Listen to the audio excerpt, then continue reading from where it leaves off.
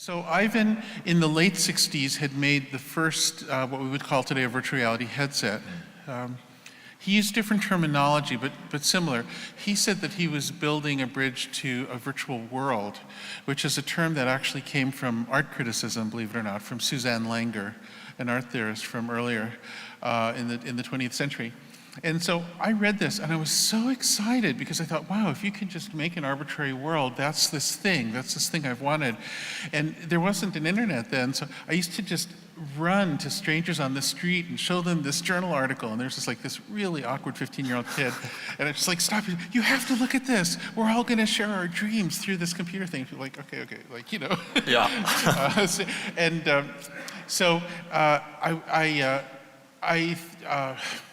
Just a little while later, it's actually only a few years later, in my early 20s, I actually started the first, what I called the virtual reality company. And I thought virtual reality would be the term that made it social, like consensus reality. And if it was social, then people would see each other. They could turn into fantastic birds and other creatures. And then they would have this shared experience that might be a new frontier of connection. So that's what it was for me. But of course, we had to pretend it actually was this industrial operation, which it also was. But that was always the core for me. Tell me those early days. You say I started in this, but of course, it wasn't like Silicon Valley looks like it does now. What was Silicon Valley like in those early years? And when you say you started, how? I mean, this is, as you say, an era when we were still grappling with the notion of the first internet and just simply being able to look at information. That leap into virtual reality was still a long way off.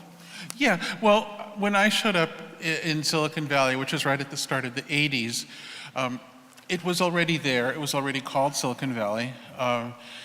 Apple and Microsoft were both 2 or 3 years old. Yeah. They were known. There was already a sense of excitement, a sense of the future, and I fell in with what we called the hacker crowd, the kids who were good with computers, who were creating this new society. And I have to say the feeling was very different back then. There was a kind of a sweetness to it that I think is lacking now. And in fact, there was a disdain for money.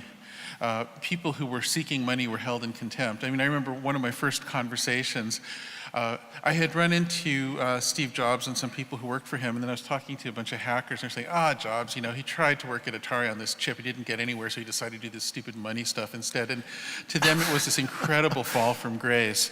Being a successful entrepreneur was like this lesser thing that somebody who couldn't hack would do just to be close to the real stuff, the real hacking, you know? And so it's a very different, it was a different culture. It was very hippie-ish, which I guess I still retain. It was very experimental, it was very optimistic, it was very silly, it was very young. Yeah. I mean, I remember, the way I ended up starting a company was not with any vision of, I'm going to be an entrepreneur. It was more, I'm afraid you'll get the wrong impression if I tell you these stories. 'Cause you have to get a balanced impression from reading the whole book. But there was one all-night, 24-hour sort of horrible greasy spoon eatery where we'd all gather, and it had electrical outlets. And so you know how today you go and you work in a place with your laptop. Well, in those days the computers were huge. They were like, if you look at some of these speakers on this array here, the computer monitors were as big as 2 of those together, and we'd actually haul these giant things in and then take over a whole table just to set up one computer and then work through the night. And so there was this, the guy who ran this place would be behind his counter with this spear trying to spear the rats. And he would shriek like, and he'd like, and we started rooting for the rats, and they got names. They were never caught. And so what happened is we were talking about all this virtual reality stuff, and I was already building, I had made a successful video game, so I had royalties from my video game. So all the money went into building virtual reality prototypes, but without any business or anything. It was just this garage project. And so one day one of my friends said, you know, if any of us put half the effort that this guy puts into spearing the rats, we could like build these companies. Like, why are we just sitting here? And so it was actually this rat spearing thing that inspired us But of course, I think these days, the spearing of the rats is trapping you all in behavior modification loops through social media. So in a sense, the metaphor persists. We're going to get there. When did you get a sense, Jaron, that that was changing, that actually it was the money men or the money makers or the people who could work out the business model for the work you were doing. When did that mood, that notion of Silicon Valley start changing? You know, I think sometime around when Google started up, because up until that time, we'd never had this feeling of, it was always kind of a generous thing. We're going to give you these great tools. We're going to give you these things that you can use. And then Google, so Google was saying, no, actually, we're going to keep your data, and we're going to organize society. We know how to improve and optimize the world. Now, I should say, I'm not speaking ill of Google on a personal level. My friends and I sold them a company. Part of me is there. They're my friends. I actually really like Google, but there was a very strange thing that happened around the time that Google started, which is there was this very thick, very intense, absolutely inviolable feeling in the hacker community that things should be free music, free email. And if anyone suggested, well, if there was even the most minuscule postage, it would discourage spam. If there was even, maybe we should give people a way to make a living, since someday they might lose out to our automations and all that. Why don't we do that? Any notion of that kind was just viciously shut down. People really wanted this free thing. But the problem is that project to make this kind of free service would still be embedded in this commercial world where people had to pay their rent and people were making companies, and it was a capitalist context. So by default, the business plans that are left, if you make everything free, are pretty indirect and strange. And so you can say advertising, but then here's the thing. Google started out placing ads, but if you're constantly measuring somebody and then changing the feedback they get, you cross this threshold where you're no longer doing advertising, and now you're in the world of behaviorist manipulation. You're doing direct behavior modification incrementally, and to call that advertising completely misses the point. But the problem is that companies like Google were given no choice. That was the option available to them. So I think what happened because of the funding they were offered and the returns they needed to make, and then in fact, did you not, though, Jan, did you not need to build businesses that were profitable? If you're going to build a business, it has to be profitable. Yeah. I mean, that's the deal. Why else would you do it? I mean, why would so the thing is, we were saying, yes, build profitable businesses, but no, don't sell anything. It all has to be free. So what you get then is behaviorist manipulation. I mean, we meaning the idealistic kind of lefty hippie class of people, gave them little choice. So I want that to be clear. This was not like some evil scheme where they came like, we're going to take over the world and manipulate everybody.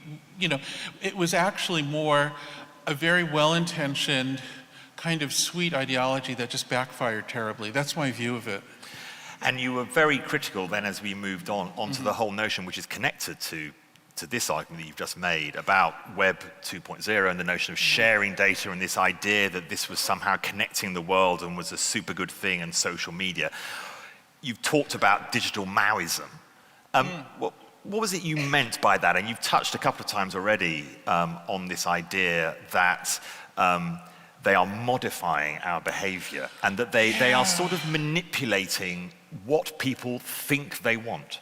So I started writing cautionary essays around 92. The timeline is I built the first virtual reality company in the 80s, and then I left it in 1992. And that's where this memoir cuts off. And then shortly after that, I started writing cautionary essays. And if I may say so, I wish they were bad essays. I wish I was wrong. I wish I had not been prescient, because unfortunately some of these things which seemed rather dark and paranoid have come true almost, very closely to what I wrote, and I hate that. I want to be wrong when I'm dark, But the notion that concerned me was, well, first of all, if you have little programs that are giving feedback to people and manipulating them, those programs will, as a matter of course, cluster people into groups that oppose each other. And this is just a natural optimization. This is like this is just a thing that will happen. It's not, it doesn't have to be planned.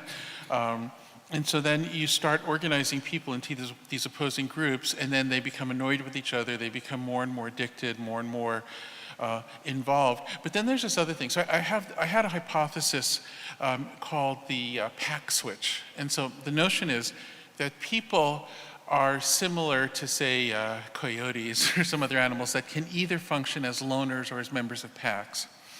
And when that switch is turned inside us and we feel we're a member of a pack, our whole sense of perception, our ethics, our morality, our personality changes, and it becomes all about the pack. And what we must do is avoid setting that switch. We must remain individuals in order to be decent to each other.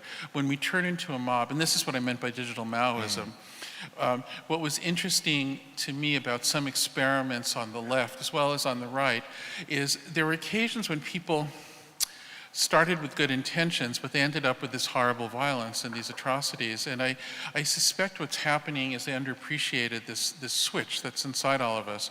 So the question I asked is, if we start manipulating with these digital loops, why won't we create social catastrophes of people turning on each other, turning tribal? Why won't this destabilize society completely? And this is what I fear is happening And this now. is some of the outcome maybe we are seeing now, do you think? Well, ultimately of what you were writing in the 90s. Yeah, it certainly appears to me to be a description of what's going on in the US now. Yeah. What was it is it the business model? Is it the advertising model? Is it the algorithms they use? Are they like betting companies? So they have these heart-stopping moments, so they are addictive. You've talked about the addiction. Yeah. What is it that they are using? A funny thing happened. Last week there was an interview of me published in the New York Times about this addiction thing. And the next day, one of the Facebook founders, Sean Parker, came out and said, yeah, actually we intentionally did that, which was an open secret. Everybody has known that, but now it's on the record. So if you wish to addict a creature, you give them feedback in exchange for the actions you wish them to perform, but slightly inconsistent feedback so that it's not too mechanical, so they have to keep on grasping at how to get there to make the feedback more and more consistent. So if you have a rat in a behaviorist experiment and the rat is supposed to hit a button to get a treat, sometimes it works, sometimes it doesn't, sometimes it's a little delayed, and you have to vary it a little bit to get the rat super obsessed with how to really get this thing going. And people find it hard to resist that. And so if you set up a feedback loop with that quality, you addict people. And this is something casinos know all about. This is something con men know all about. We formalized it into code, or well, Facebook did, and some of the other social media companies. And it's a legacy of behaviorist research in manipulating behavior. And this is something that can be done but should not be done. We can't have a decent society. We can't have people with their own volition. We can't have a society that progresses. We can't have a society based on empathy or kindness if people are constantly being manipulated from some central source, no matter what type of source that is. Did you think it was a cynical act? Was it a cynical act to build a business? Because you said Google are your friends, they bought one of your businesses, they are people that have brought, of course, great wealth, and to not just to themselves, but to people. It's the most spectacular and quick wealth creation in history. Yeah. And I mean, if you look at the list of the world's wealthiest individuals now, most of them, especially the new ones, are close to some digital hub of some kind. That's where the wealth is now. I can't speak to whether it was cynical because I was not there. Right. I suspect it was more sort of like kids goofing around and being sort of bad boys and not taking it too seriously, and then it just kind of took off and spiraled. And they saw stuff that worked. Yeah. I mean, I think what happens is if you have a spectacular level of success, especially when you're young, you take it as some kind of message from the universe, and maybe you lose your standards a little bit. I'm not sure, though. I wasn't there, so that one I don't really know about. I can't speak to it. And what about some solutions to that, and what we could now do as users of these sites? What is it that needs to happen to break this relationship? Well, I mean, I think there's a few things that everyone is obligated to do. And it's work, honestly. It's not like, it's not super easy. Okay, I should make clear, I'm speaking only for myself. You mentioned that I have a connection with Microsoft. When I'm out doing my books, I have a very strict boundary, and I say things that are definitely not Microsoft approved. Microsoft owns a social network called LinkedIn, and yet I'm about to tell you, delete all your social media accounts. Just stop. Don't do it. It's stupid. Stop doing it. You think that you're just having fun watching your favorite whatever football team or keeping up with relatives. You're being watched, you're being manipulated. Just stop doing it. Get off it. Figure out some other way to do those things. You're smart. But you don't have to do it. But is there a way? Is there a way though? Is it right when I've never been on one. I seem to be able to sell books. I mean, I think this whole notion that if you don't do it, you'll be left out in the cold and you'll die. It's wrong. I think all you have to do is simply stop, and life is fine.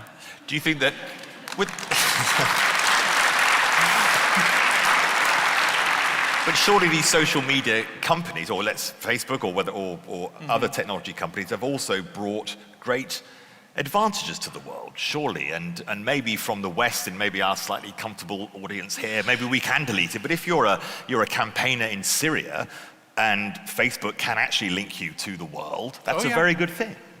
Well, see, what happens is there's a pattern to how this works. And this is actually, in a way, we're getting into what I'm writing about in a follow-on book that isn't announced. This isn't really in the present book, but the pattern is that initially, people who are trying to do good works, and there are spectacular good works that occur over social media. And I could talk about the Me Too movement right now, which I think is doing a lot of good.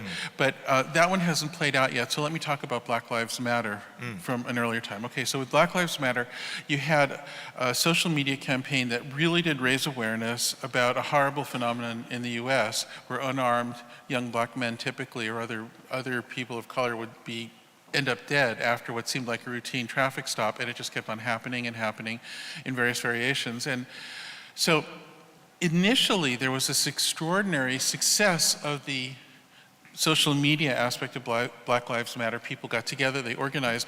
But the thing is, while they were doing that, and I'm not in any sense questioning the validity of it, and in fact I'll even go further and I'll say, in the US, Black Twitter as a social phenomenon itself, as a sort of form of literature, is spectacular and beautiful and an amazing thing. All of that is true. The problem is that simultaneously with that, the algorithms are classifying all these people who are participating in it, as well as other people who are reacting. And then gradually it turns those two groups against each other, because if it can use them to annoy each other, it increases engagement, which is its prime directive. So then a little later on, suddenly Black Lives Matter is turned into this thing that's used to annoy and engage this other group. Meanwhile, other groups are used to annoy and engage Black Lives Matter. That all just happens as a matter of course by the functioning of the algorithms, whose job is to maximize engagement. But then, when people come along who are saboteurs, this whole business of sort of bad actors is a really interesting thing. There are all kinds of bad actors. The ones we're talking about now quite a bit are Russian intelligence services that wish to intervene in the US, but there are also sometimes just nasty people, weirdo rich people who want to prove they can change the world. Sometimes they're organized crime interests that get involved in one way or another. The metaphor I like for understanding the role of all of these bad actors is they're the gut bacteria of social media.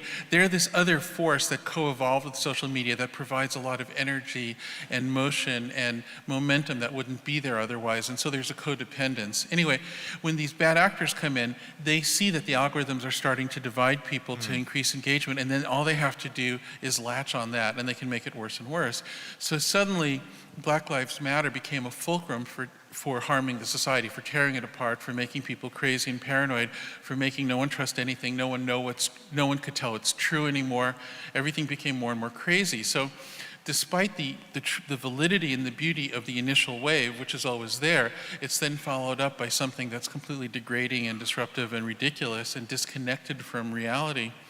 So the question is, will this happen to the Me Too movement now? And the answer is, yeah, probably, because that's how this works.